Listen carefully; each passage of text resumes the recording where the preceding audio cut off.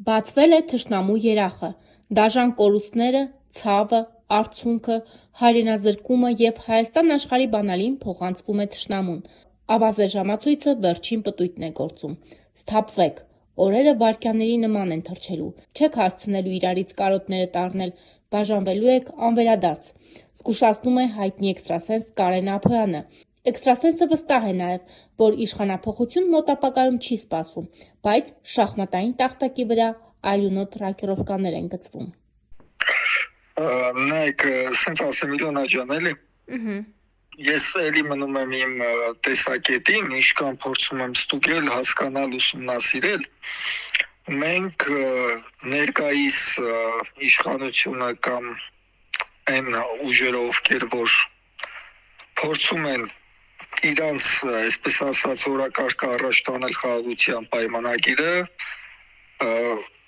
ոչ թե մեծ հաշվով նպաստում են, այլ ավելի ոնց որ դրանով դուր բացեն թշնամի պետությանը, որ թշնամին ավելին պահանջի մեզանից, որովհետև այդ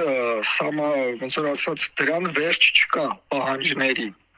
Այսինքն մենք ոչ թե խաղաղության ենք գնում, այլ փորձում ենք խաղաղություն մուրալ, կոպիտ ասած, իսկ խաղաղությունը չեն մուրում։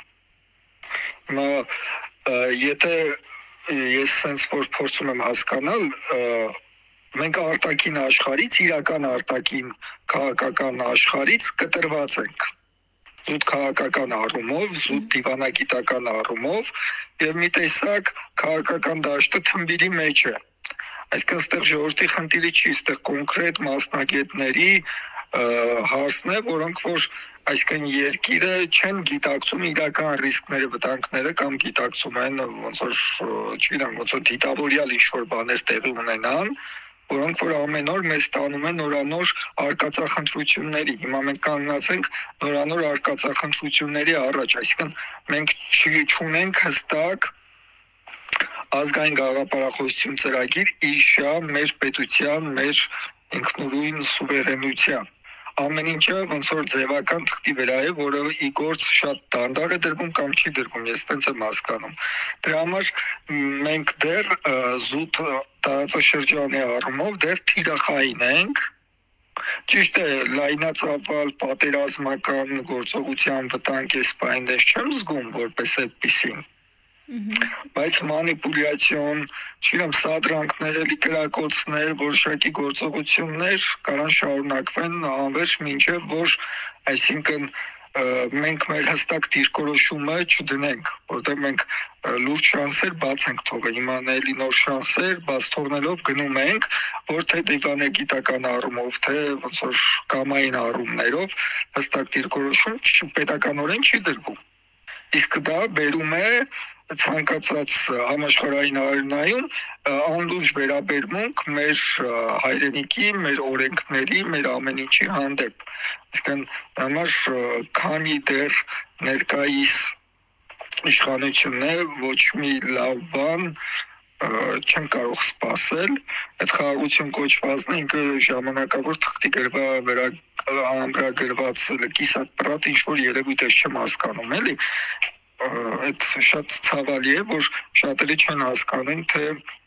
իրականում ինչ է տեղի ունենում, իսկ այսպես ասած առողջ ընդդիմություն կամ ընդդիմություն հասկացություն համարյա թե չկա, էլի, այսինքն որը կարող է իրականում ստապեցնել կամ ժողովրդին համախմբել ճիշտ ուղղությամբ, այսինքն շատ ուժերի ձեռք է տալիս այս ոնց որ ասած sense անոմալ վիճակ է, էլի։ Համար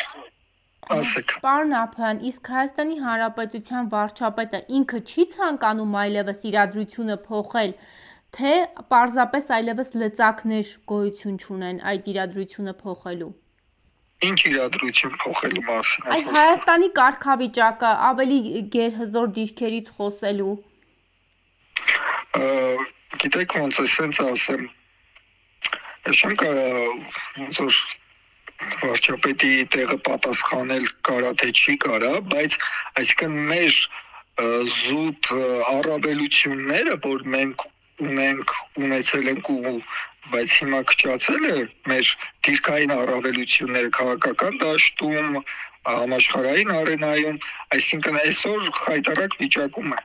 Այսինքն մենք մեր առավելություններից չենք օգտվում, մենակ մի թեզ է առաջ տարվում, խաղաղություն, որը թշնամին այդ ի վնաս մեզ է օգտագործում, ասում է, եթե ուզում եք խաղաղություն, դա էս էլ արեք, դա այն էլ արեք, այսինքն այնպիսի անիրատեսական բաներ անում, պարզ երևում է, որ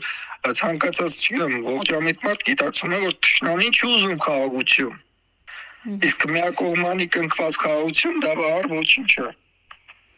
Այսինքն այստեղ մենք պետք է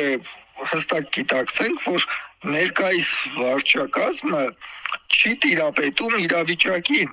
Հիմա ճիշտ է, ինչքան էլ մեծ խաղացողներ կան, մեծ պետություններն են շատ բաներ որոշում, բայց զուտ դիվանագիտական դաշտում մենք փոփիկ ենք կամ խայտարակ վիճակում ենք։ Հիմա, այսինքն ավելի կարևոր է սպային դիվանագիտական ճիշտ գործողություններ, որովհետև մենք տեսնում ենք թշնամի պետությունը ինչ եղած բանը սարկում է, կեղծում է, ոնց որ ասած փաթաթում է ոնց որ ամբողջ աշխարհի վզին, որ տեսեք ամպագորգոր գոռում է, էս է եւ անցնում է այդ։ Ցավոք անցնում է, բայց մենք մեր ամեն ինչով թե պատմականով, թե շատ քարտեզներով, թե օրենքներով, թե պայմանագրերով, եթե արխիվները բացվի, մենք շատ մեծ առավելություններ ունենք ու կարող ենք շատ բաներ պահանջենք ապագայում, ներկայում էլ, ապագայում էլ։ Հիմա, բայց այդ ոչ մի բանը, ոնց որ ամեն ինչ sense փակված լինի։ Պարոն Նախմյան, տեսեք, քաղաքական վերլուծաբաններ, քաղաքական գործիչներ, ինչպես ընդդիմադիր, այնպես էլ արտախորհրդարանական ուժեր նշում են, որ շատ շուտով իշխանափոխություն է լինելու, նշում են, որ դրա, այսպես ասած, հիմքը կա։ Ի վերջո, ինչ կանխատեսումներ ունեք, ինչքանով է իրատեսական այս տարի իշխանափոխությունը առհասարակ։ Իշխանափոխություն դժվար լինի, ես չեմ զգում, որ իշխանափոխությունը մի քիչ ուրիշ է, իսկ տեղափոխություն, ինչ-որ խաղեր խաղանելի ժողովրդի գլխին հնարավոր է։ Այսինքն, այստեղ արդեն կախված է, թե գերտերությունները ինչ հրամաններ կիճացնեն, եւ որոշակի, այսպես ասած, շախմատային տերմիններով ինչ ռակիրովկաներ կանեն։ Բայց շատերին ձեռք է տալի ներկայիս իշխանության ոնց որ գործելավոճը, թշնամի պետություն են, դրա համար իրենք չեն ուզում այստեղ բան փոխվի,